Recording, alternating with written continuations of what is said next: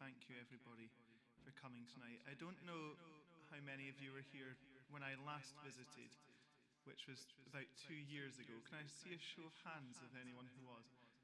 I'm going to try not to repeat myself too much, so it's going to try to be as new a speech as possible. But I wanted to start by reflecting on the fact that today makes it exactly, thank you, it makes it exactly 16 years since over 1 million people marched against the impending war in Iraq. And history has shown that those 1 million of us were absolutely correct. And after 16 years, the catastrophic impact of that war is still being felt every single day, primarily by people in Iraq, but also people around the world. And the humanitarian cost of it was appalling. And the politicians who led us into that terrible war, the only impact they've felt is that until the election of Donald Trump, people regarded George Bush as the worst president in history. Now he's regarded as the second worst. And people are slightly less likely to listen to Tony Blair when he talks about Europe. But there hasn't really been any consequences for them. And one of the lessons of that terrible war is that it's incredibly easy to start wars. It's very easy for politicians who are so far removed from where the fighter jets will be flying and where the bombs will be dropping. It's very easy for them to begin wars, and it's very hard to end wars. And that wars don't end as such. There are consequences which will fall long after victory has been declared. We all remember it was about 3 months after the Iraq war started that Bush did that appalling, misguided speech from on top of the aircraft carrier. And everything got a lot worse after that. And at the moment we're seeing a point in the war in Yemen where we're hearing that it's winding down, but actually the humanitarian crisis there is getting worse and worse. And it's humanitarian crisis I want to start by talking about, because it isn't just a crisis, it's the worst crisis in the world. That's not just a view of Campaign Against Arms Trade, that's a view of the United Nations, that's a view of every major aid agency as well. Over 60,000 people have been killed as a direct result of the war, with many, many more dying in the crisis which has fallen. Because when we're calculating the death toll from war, it isn't just the people who are being bombed, it's also the people who are dying from starvation, the people who are dying from totally preventable illnesses and diseases, the people who would be getting treated in the hospitals which are being destroyed, the people whose lives are changed forever when their homes are bombed. It's the collapse of infrastructure, it's the collapse of state as well. And that is why it's not just the 60,000 people who've been killed in the war we have to be thinking of. It's also the 85,000 children under 5 who've died of preventable causes in the 4 years of bombardment which has befallen Yemen. And it has been 4 years of terrible bombardment. Over 20,000 airstrikes have taken place in that time. And we have seen UK-made fighter jets playing a central role in that. UK-made Typhoons are flying over Yemen right now. They're dropping UK-made bombs. And those licenses for these weapons are being signed off by politicians in London. Just down the road in Westminster, there's an entire apparatus set up to ensure that these arms sales go ahead. There's a whole department of the civil service, the Defence and Security Organisation, which is set up for the sole purpose of promoting these kind of exports.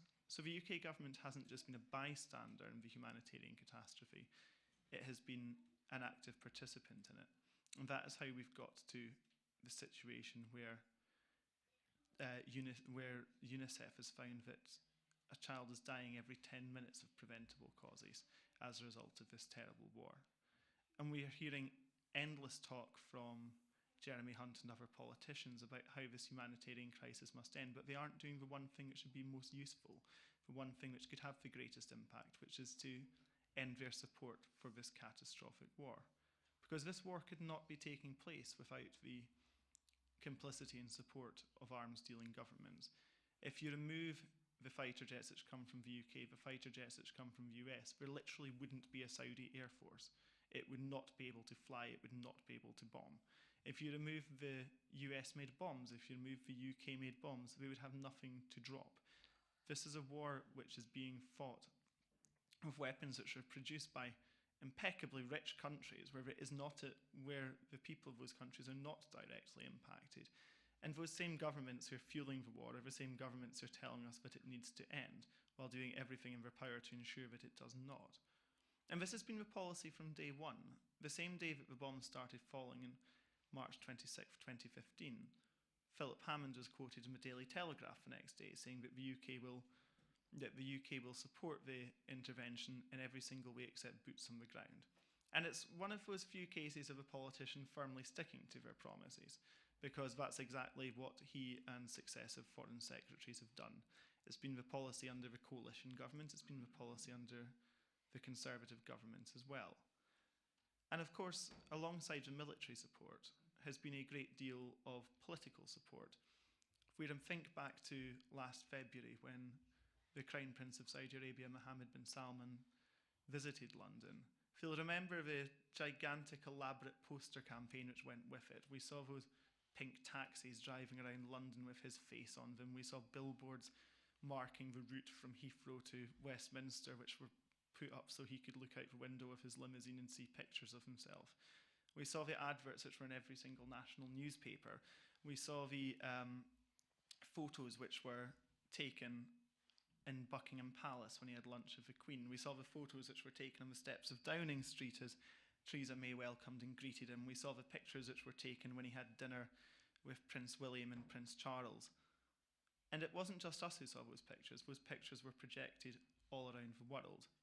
And those photos have a very clear meaning.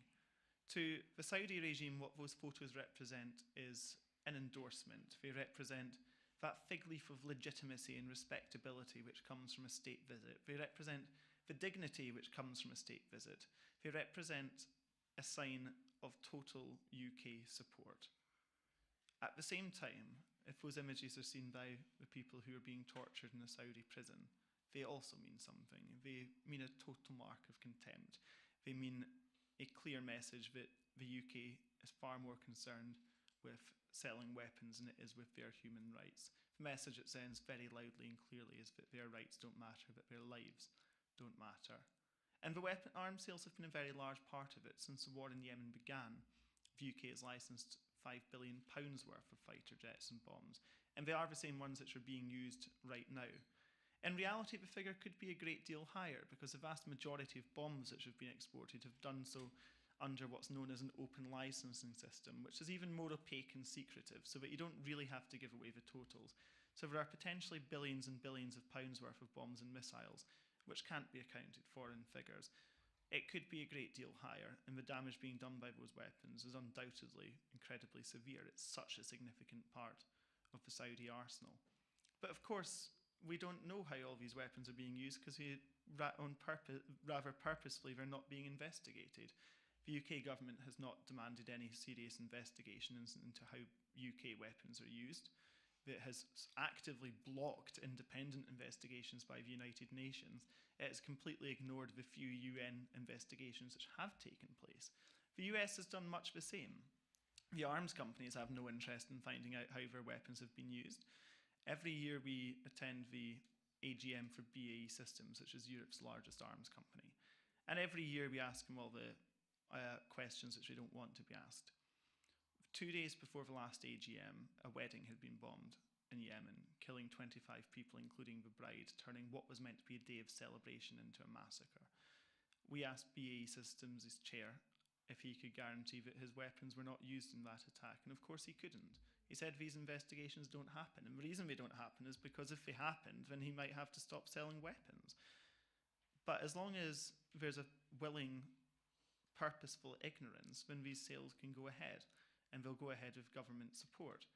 Where we have seen any kind of investigations, it's usually been ones which have been led by the Saudi government, who of course have found themselves perfectly innocent of all possible crimes and all possible breaches of international law. But of course they would say that, wouldn't they? And we're talking about a government which can't be trusted to run free and fair elections, which can't be trusted to uphold the most basic levels of human rights for its citizens, and yet is somehow being entrusted to investigate itself for war crimes, to investigate itself to see how it is sticking to international humanitarian law.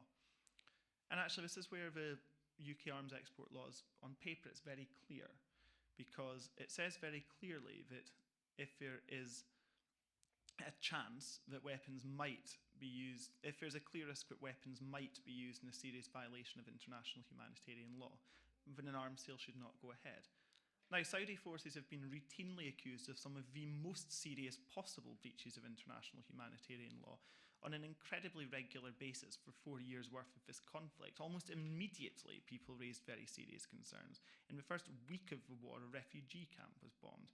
It was weeks later that we saw the first hospitals being bombed. So these questions have been asked right from the start. And all along, the UK government has told us that there's no clear risk, that this hasn't been breached. And that whenever they do when the Saudis do occasionally admit to bombing the odd funeral here or there, the response is always that they're going to learn their lessons, and that the reason they'll learn their lessons is because of the rigorous, robust training they supposedly receive from the UK government and how to avoid these kind of atrocities in future. And yet the atrocities have continued. The death toll has continued spiralling throughout. And this is not an accident. The people who are dying in Yemen are not dying, they're being killed. The people who are starving to death are not starving, they're being starved. This has actually been a matter of policy. We've seen that throughout the Saudi-imposed blockade, which has stopped an awful lot of vital medicine from getting into Yemen, which has exacerbated the humanitarian crisis hugely. We've seen it as a result of the fighting around the port town of Hodeidah, which is the port through which about 2/3 of all exports enter Yemen, including the vast majority of aid. And that has been on purpose, and where we have seen greater conflict and where we have seen less aid getting in. And there's a human cost to that, which is that people will die. The Saudis have known this while they have been doing this, while they have been purposefully bombing civilian targets and civilian areas. And this isn't our word. Don't take our word for it. Take the United Nations panel of experts' words on it, which has accused the Saudis of concerted and serious and systematic violations of international humanitarian law throughout this terrible war. And yet, in September later this year, we will see East London hosting the DSEI Arms Fair. It's one of the largest arms fairs in the world. It brings buyers and military forces from around the world to London to shop for weapons. While they're there, they will be greeted with a red carpet by civil servants who will be introducing them to arms dealers from the largest arms companies in the world. They'll be encouraged. It's kind of like a candy shop for militaries looking for weapons. You will see all of the biggest weapons on display from all of the biggest arms producers. And the countries and the regimes who are invited to attend are firmly encouraged to buy as much up as possible, to start setting up as many deals as possible. And Saudi Arabia will be one of the largest delegations there, because it always is, and because for decades it has been that central buyer, that key buyer. And there isn't anything new about this. In the 1980s, when Thatcher was the Prime Minister, she oversaw what was at the time the largest arms deal in history, which would eventually be worth about £40 billion. This is what's now known as the Al Yamama deal, which was for Tornado fighter jets, some of which are actually still being used in Yemen to this day. And that was, as so much bribery and corruption took place in that deal, it's widely regarded as probably the most corrupt arms deal in UK history as well as the biggest. In the 2000s, the Serious Fraud Office decided that they were going to carry out an investigation into corruption which had taken place in this arms deal, because it was so blatant and because so many people were so clearly making large sums of money out of it. However, in 2006, the then Prime Minister Tony Blair intervened to stop the Serious Fraud Office investigation.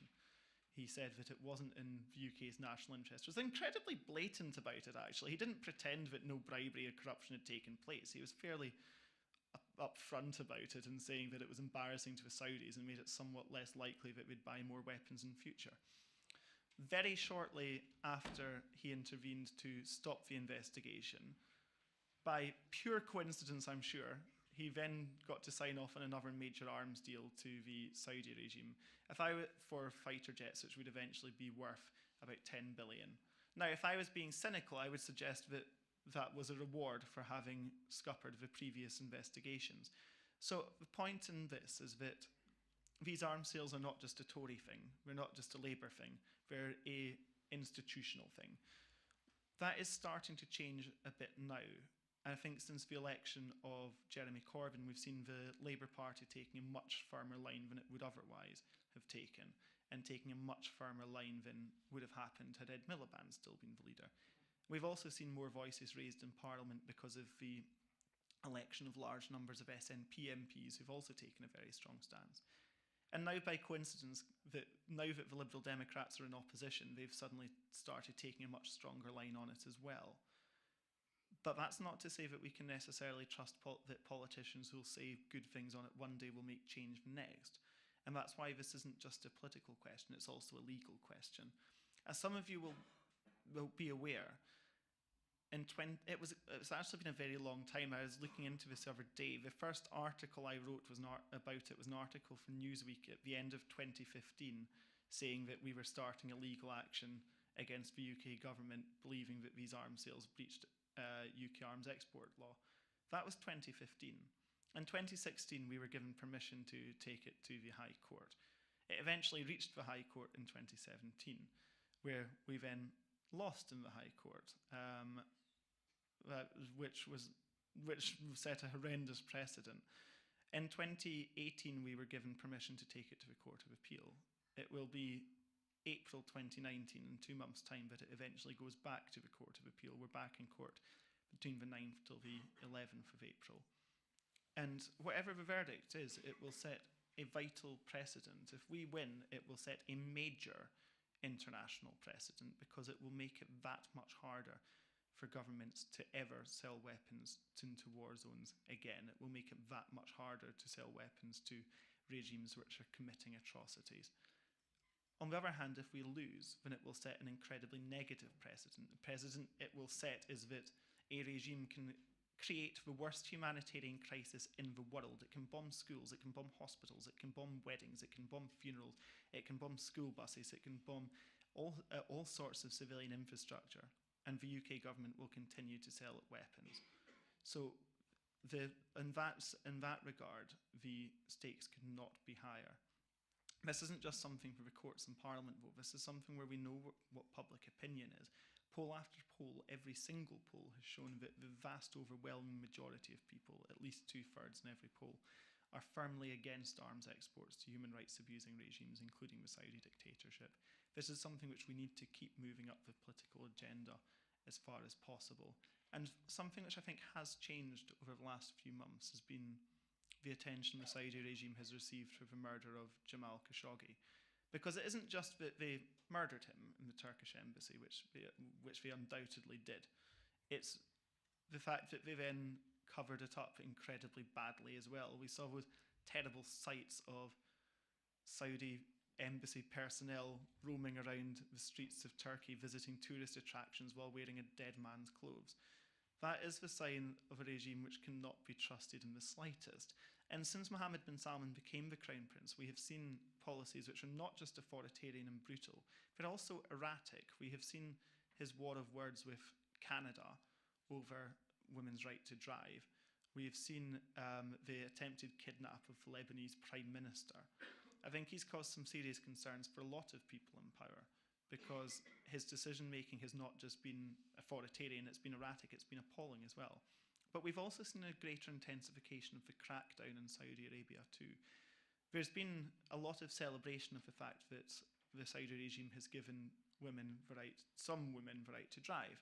What hasn't been celebrated as much is the fact that many of the women who'd originally led that movement are now in jail. We've seen a doubling of executions since Mohammed bin Salman became the crown prince as well. So we have seen a further intensification of that brutality. And I think that is causing a lot of concern. And it shouldn't take that. It should not take the murder of a journalist for a government to reconsider whether it's right or wrong to sell weapons to dictatorships. It should not take the death of a journalist for governments to reconsider their policies and pouring weapons into one of the worst war zones in the world and the worst humanitarian crisis in the world. But certainly it has moved up the agenda in a way which we hadn't seen before. And some governments have started taking action. We have seen a number of European governments curbing their arms sales. We've seen Finland, Denmark, Holland. I think Sweden may have as well, but most significantly has been Germany. And the fact that the German government seems to be sticking to its pledge is first of all highly unusual, because the German government has pledged to end arms sales to Saudi Arabia at least 4 times in the last 5 years. It just seems that this time they actually seem to have done it. But that could have major implications for the UK, because when UK fighter jets are sold to Saudi Arabia, it's the Typhoon jets, and a large number of the components which are in those jets are produced in Germany as well, because Eurofighter, which makes them, is a consortium led by BAE Systems, but including Airbus as well, which is a major German company. So that could have ramifications. We're also seeing in the US, there's been some serious challenges as well, with the House of Representatives voting twice now, because they recently re-voted since they had the elections. It's voted twice now to end US support for the war. The vote will be going to Senate in the weeks ahead, and from the makeup of the Senate since the last election, it appears that the Senate is going to vote the same way. And that will put major pressure on Donald Trump. I don't know that it's going to make Donald Trump reconsider his policies, but the pressure on him will be far greater. We have to also remember Donald Trump, when he was running for president, accused Saudi Arabia of overseeing 9/11. So he's got a bit of a problem in explaining why he's going to continue the arms sales if such a thing comes up. So we are seeing an increased pressure throughout Europe. We're seeing an increased pressure in the States. But I think if we see action from the US, from France, from the UK, those are the most significant arms providers by a country mile. They are the ones who are most implicated in this war. And that's where we could see a vital major change. And it's one which the arms companies will fight every step of the way. It's one which the Saudi regime will fight every step of the way. It will be fought against us in the courts, firmly by a government who have a lot more money to spend on lawyers than we do. It will be fought every step of the way in Parliament.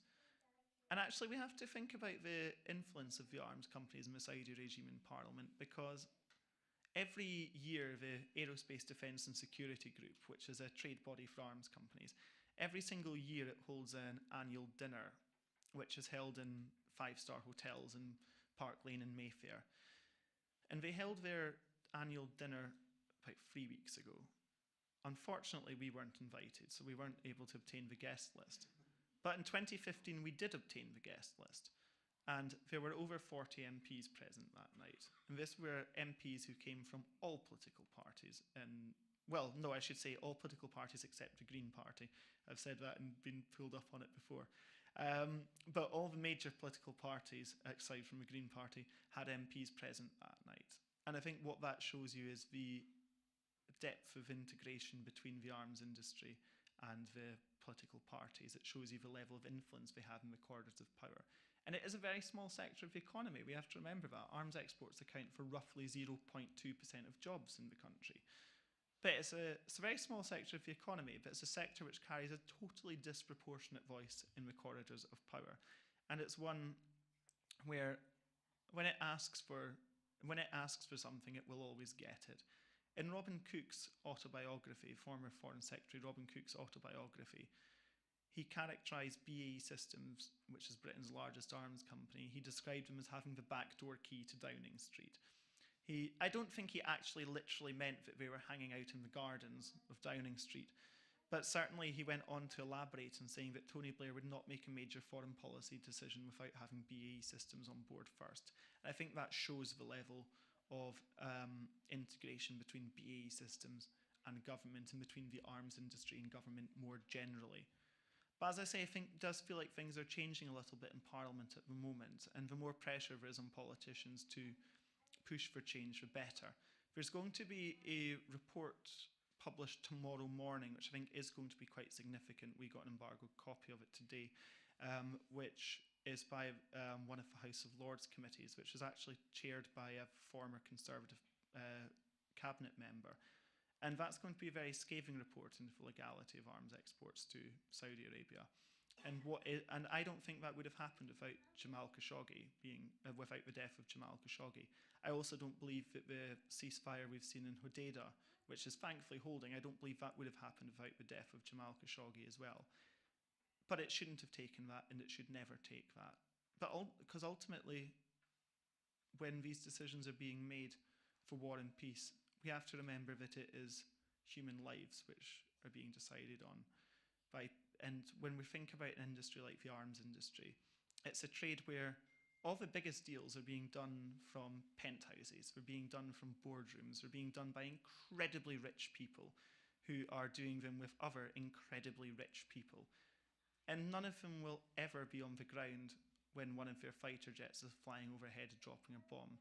None of them will ever be on the receiving end of one of their guns being shoved in their face. None of them will ever have their homes raided by a police force who they have armed to the teeth. It's an industry where those who make the profits are totally disconnected from the terrible damage which is being done. And it's an industry which could not do this without the uncritical backing of politicians, without the uncritical backing of government. And fundamentally, politics is about choices, because you can't be on everybody's side at once. When it comes down to it, you're either with those who are on the receiving end of these terrible abuses, or you're with those who are perpetrating them. You're either with the torture victims and those being detained and abused in a Saudi prison, or you're with the dictatorship which is doing that. You're either with the people of Yemen who are suffering in this humanitarian catastrophe, or you're with the people who are dropping the bombs, the people who are destroying the infrastructure. You're either with the Democrats or you're with the dictatorships. I come here firmly in solidarity with the people of Yemen. I know what side I'm on, and unfortunately we know what side the UK government is on. Thank you very much, everybody, for coming. I'd be more than happy to take any questions. Thank you.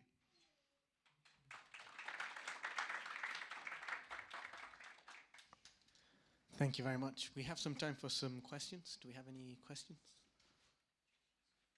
Should we start with McNutt?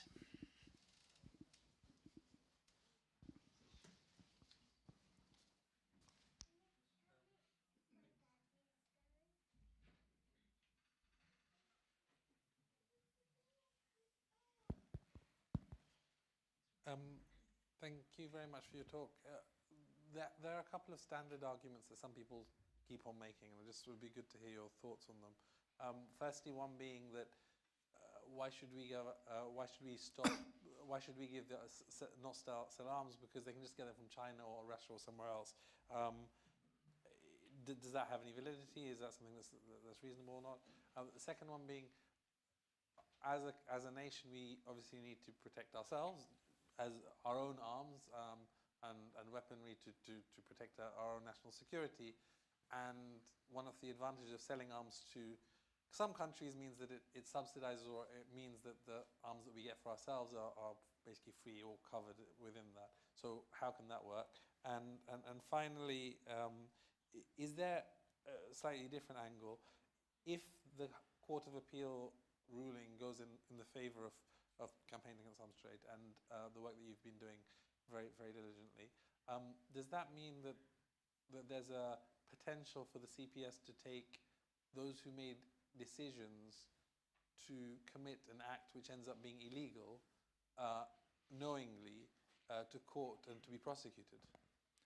Okay, I'm going to take those three questions. If I forget about one of them, just heckle me. I'm going to start with the last one first, about the Court of Appeal, because we're doing it via judicial review.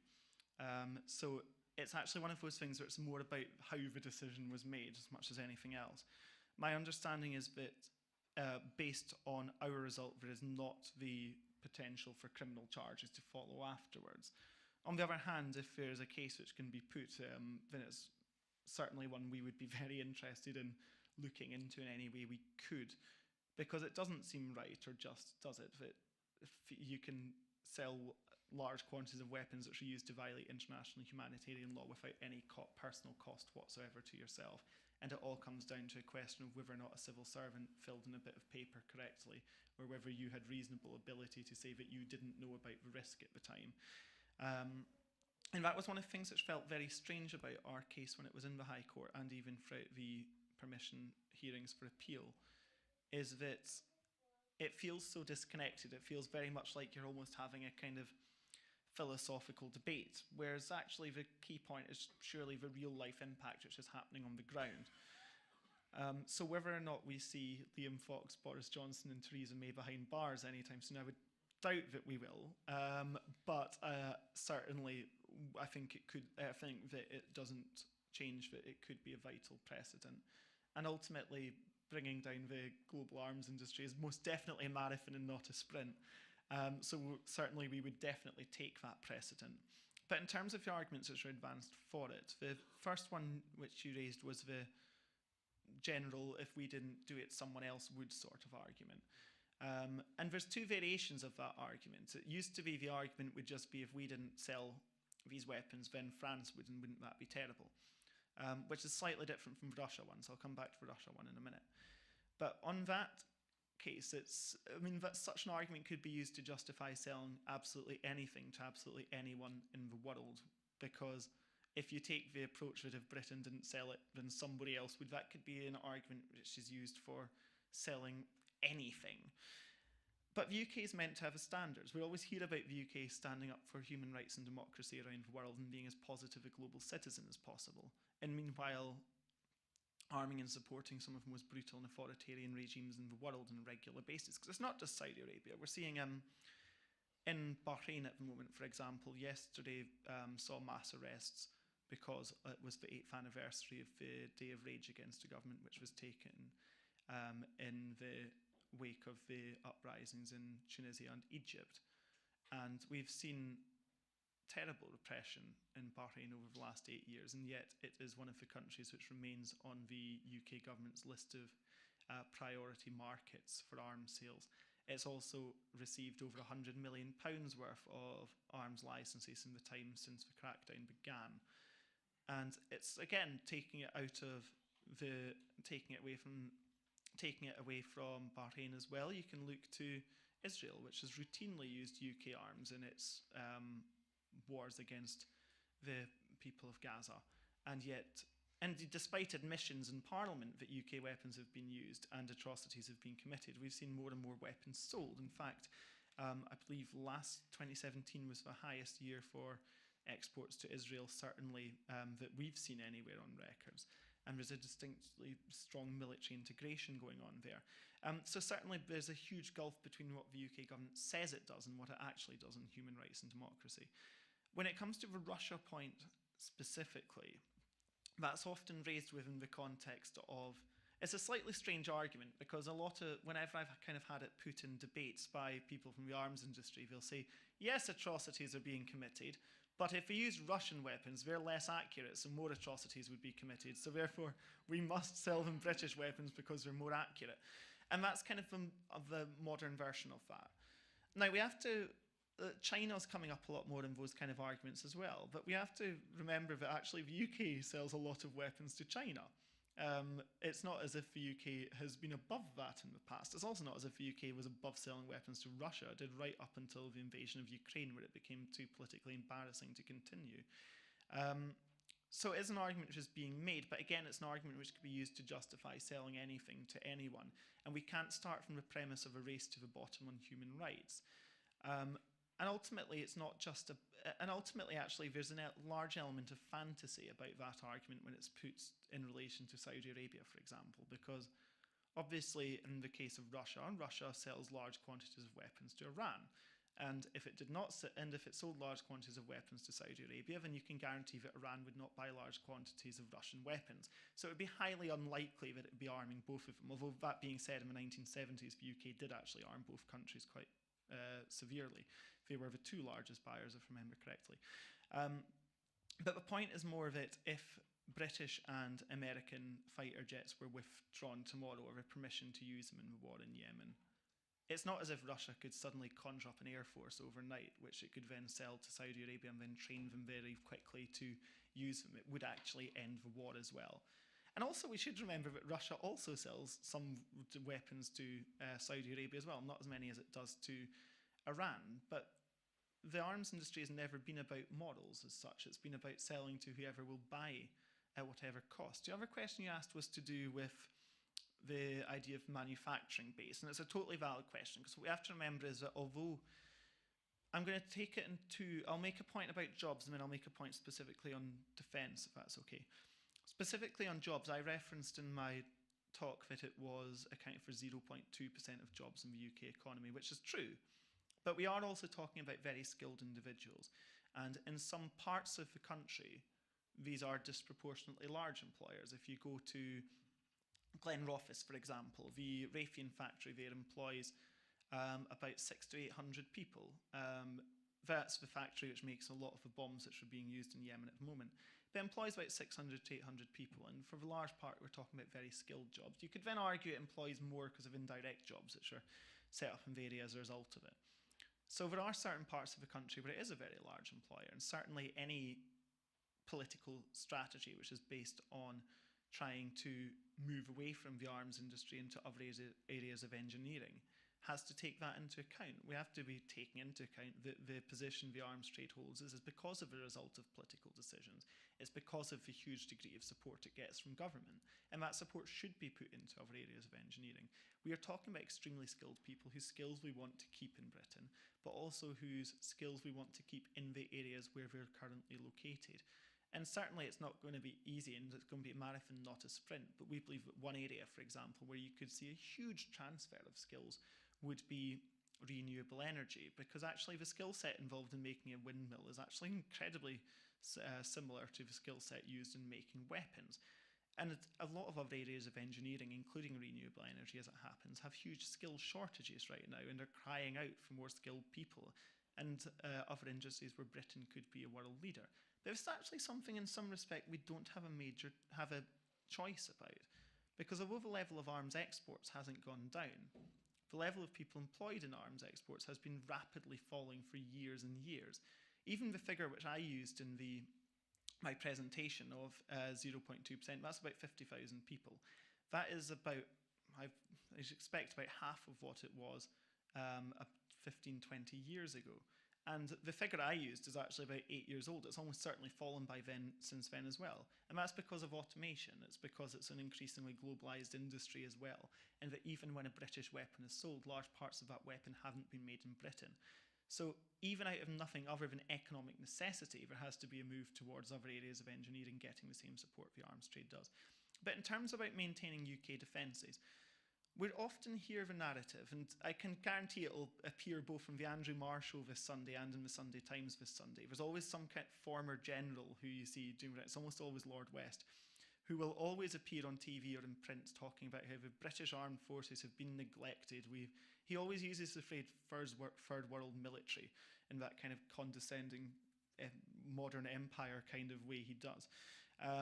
And he's not the only one. There's a whole host of these generals who go around TV studios talking about how little money gets spent. But we do have to remember Britain has one of the 5 or 6 largest military budgets in the entire world, and spends huge sums of money on things like aircraft carriers and nuclear weapons and those kinds of things as well.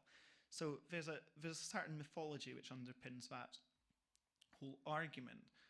But while there may well be pacifists who support campaign against arms trade, in fact I'd be very surprised if there's any pacifists who are in favour of the arms trade,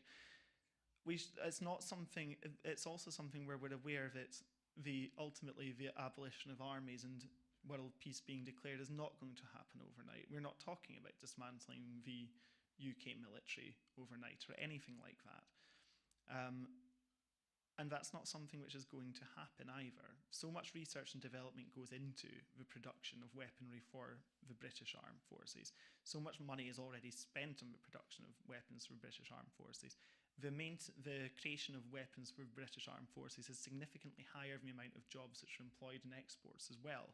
Looking at the arms industry as a whole rather than just arms exports, my estimate would be about roughly 50% to 2/3 would be in creating weapons for the UK. So certainly there wouldn't be, from that perspective, we wouldn't see the army being depleted overnight, but certainly if we're moving towards a more peaceful world and a world which has less war and less conflict, then any kind of steps to reduce the amount of weapons in circulation should definitely be welcomed. And also, I think we need to always challenge that notion, that idea that the British Army is a small depleted army. It's an army which has done a huge amount of damage in the world. I began by talking about the war in Iraq, and certainly I can't imagine anybody over there would be looking at the British weaponry on offer and saying, oh, that's very small, they should really be putting more money into that. So I think we have to think about that cost as well. Are there any other questions?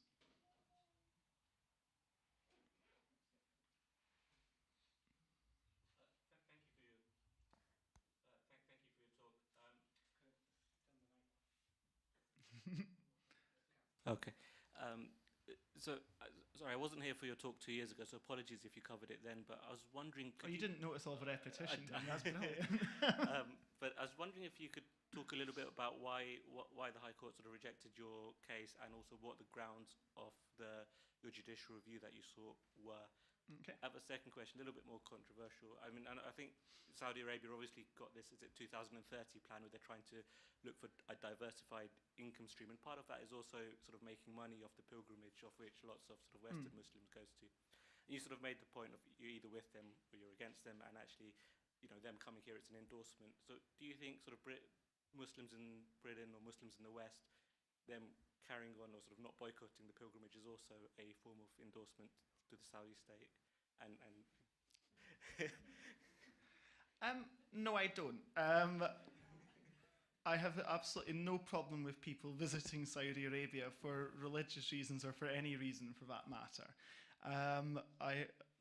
I don't view that as any kind of endorsement of the government. Nobody at CAAT would. We definitely 100% would not. So I'm grateful that you asked a question, so I got to be so unambiguous in saying no on that point. But actually, I mean, the Vision 2030 stuff is very key, because undoubtedly Saudi Arabia is undergoing a major transition, and a large part of that will be the expansion of tourism as well. But at the same time as we're hearing all the talk and rhetoric about the Saudi government becoming more open, we've also seen, as I mentioned earlier, a far greater crackdown being intensified, number of executions increasing quite significantly as well. We also saw last year that bizarre spectacle where all the princes were rounded up and tortured, albeit in the Ritz rather than in the prisons, and where the other prisoners were being kept. So the regime is definitely sending out mixed messages on that front, but absolutely we have no problem with anybody visiting Saudi Arabia or anywhere else for holidays, whether it's for religious reasons or whether it's just on a holiday. In terms of the other question which you asked, which was about the reasons for the High Court decision, it's slightly tricky. I should say, for background, every single paper, including that terrible verdict, is available to view on our website, caat.org.uk. So you can see exactly the reasoning for it being rejected. I don't entirely want to put words into the mouths of the judges, but I think a lot of what they were taking on board was that they were entrusting a lot of the evidence which seemed to come from the Saudi military. Now, it's slightly tricky talking about this on the grounds that we are about to go to the Court of Appeal in 2 months' time, and it's slightly tricky on the grounds that I'm well aware this is being videoed as well. So I don't want to speak ill of the judges in that regard, but I think it's fair to say that they put quite a lot of weight on the UK government's assurances that its training was going to be improving matters and that we were seeing real improvements. Now, in terms of the conduct of war. Now, of course, we can look at that 2 years on, and that hasn't been the case. In fact, the deadliest month of the war to date, as I understand it, was November 2018. So that was long after the court verdict, and we've seen terrible incidents such as the bombardment of the school bus, which killed dozens of children. I think there are probably equally large atrocities which we haven't heard about as well. And actually, that bombing of the school bus, I think it's a very sad reflection on politics and also on media to a point as well, that it did far less to make people question the war, to make governments question the war, than the murder of Jamal Khashoggi did. And I think a large part of that, without wishing to in any way downplay the significance of the murder of Jamal Khashoggi, I think a large part of that was because the children who were killed in the bus that day did not have connections. They were not friends of journalists. They were not friends of TV producers. It didn't feel like it was taking out one of our own. It felt far more like it was just an inevitable atrocity which happens in a war, and these things happen. But even then, I think even though it didn't get anywhere near the condemnation it should have from complicit governments like the UK, I think it did make a lot of people realise that after 3.5 years by that point, the war was still ongoing, when we'd always been told that it was being dialed down somewhat. But yeah, I think in terms of the reason for our case, we're largely going by Section 2C of arms export criteria, which is one which I quoted from earlier, which is about the level of clear risk, which is to be considered before an arms sale is allowed. And the wording of that is that if there's a clear risk that weapons might be used to commit a serious violation of international humanitarian law, then an arms sale shouldn't go ahead. Now, obviously, as I mentioned, Saudi forces have been routinely accused of some of the most serious possible breaches of international humanitarian law. And this is where we have to ask if it's viewed that we haven't passed if it's viewed that this terrible war hasn't passed the bar for presenting a clear risk that weapons might be used to violate international humanitarian law, then how high does that bar have to be? If the bombing of a school bus killing dozens of children does not present a clear risk that weapons might be used to violate international humanitarian law, then clearly the bar is being set far too high. Because actually on paper, that's a very low bar. This is a point about chance. It's not even that, in order to prove that our case, we don't actually have to link UK weapons to a single atrocity. All we have to present is a pattern of behaviour that shows that a number of atrocities have taken place, and therefore it's reasonable to assume that they might again based on past behaviour. But if that isn't accepted, and this incidentally I should mention that British weapons have been linked to specific atrocities as well by groups like Human Rights Watch. But if that bar has not been met, then how high do the politicians in the court think that that bar has to be? Because we are talking about some incredibly serious breaches of international humanitarian law, and those allegations coming from some of the most credible, rigorous and robust NGOs and aid organisations in the world, and still that hasn't been enough. So we'll see if hopefully the Court of Appeal will think it is enough. Is there any other questions? Will your hand up as well? So I can see that you mentioned that 0.2% or less of jobs are involved. I think the thing which is preventing public reaction is probably a sense that a very large proportion of our exports are arms, and therefore they're worried that we might lose those. So have you got any estimates of proportion of exports or percentage of exports which will be arms sales to? I can bring up the exact number, which I will do right now actually, because it's actually quite an important one to use. Is there any other questions while I'm looking for this data, which I'm just going to bring up now? If there's any other questions, then I'll take them at the same time, but it would be useful for me to take a look around here.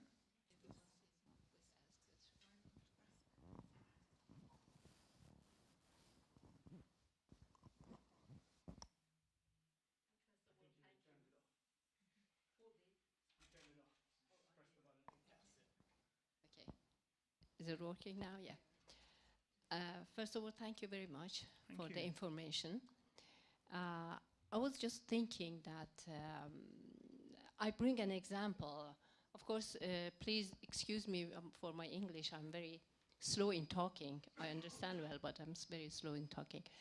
I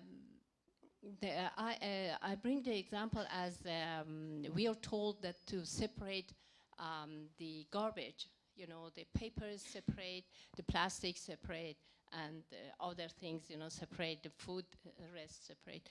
And then I'm always asking myself, they're pushing people to spend, in fact, water, because we have to rinse the things, the recyclable things, and spend time and make some space for different garbages to separate them. And they don't have the power to ask the factories not to do this all, not to spend all these garbages, papers, this and that.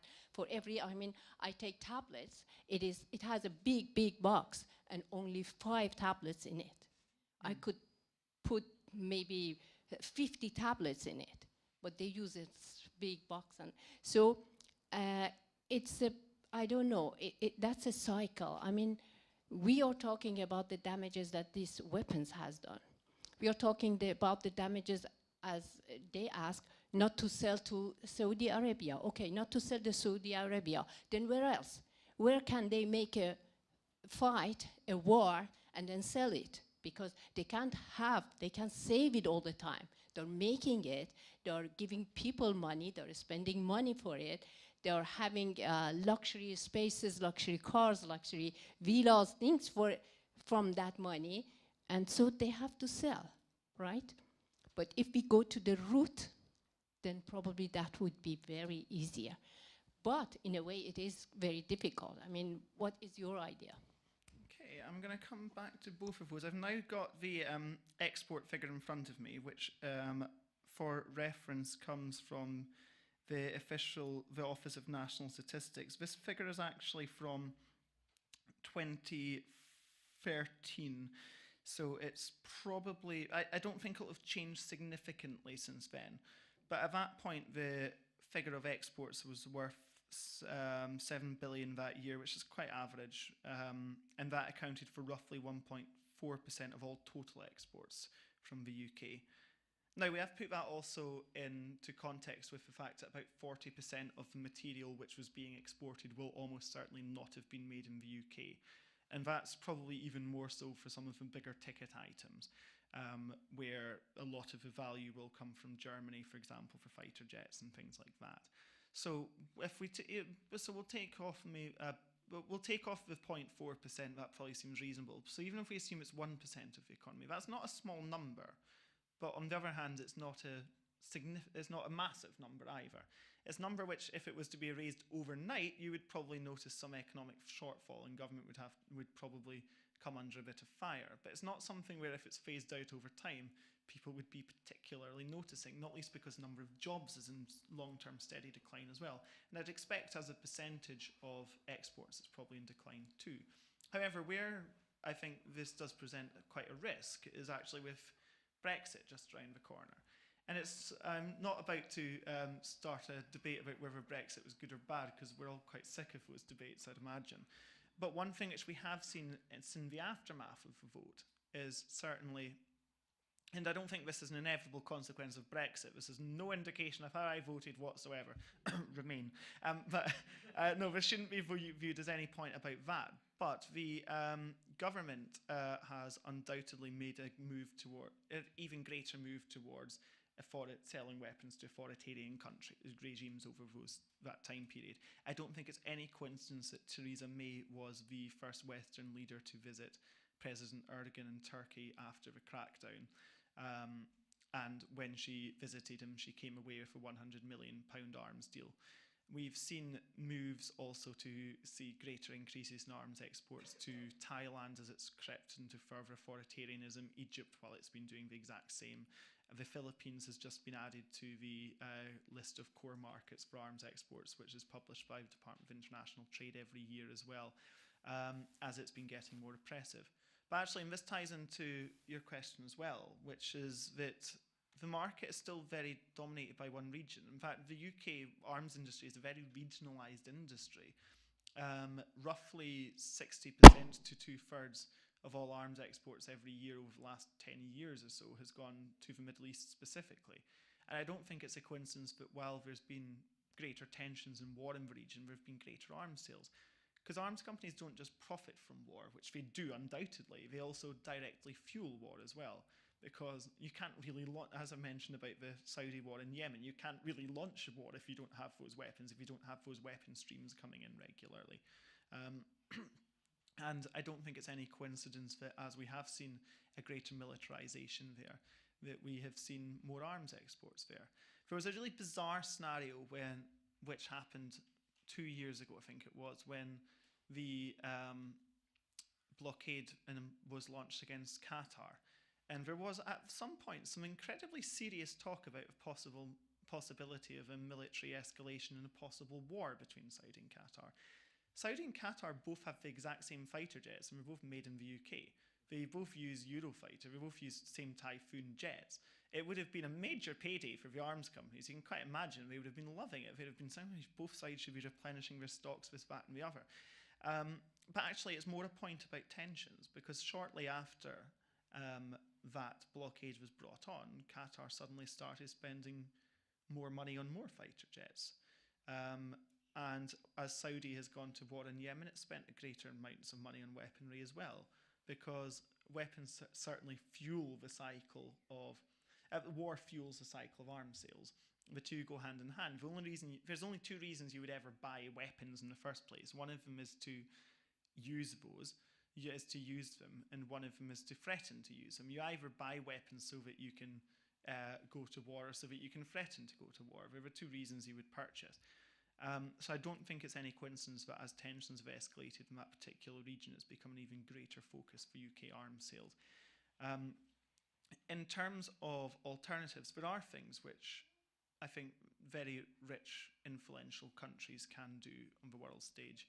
And one of the odd things about the Brexit debate, incidentally, is when you see lots of people on telly going on about how the world totally ignores Britain, this, that, and the other. And it's not true. The UK is one of the richest countries in the world. It does carry a huge influence on the world stage, and it should use that positively, whether that is through things such as meaningful aid, whether it is through things such as supporting citizen-led peace initiatives, those types of things.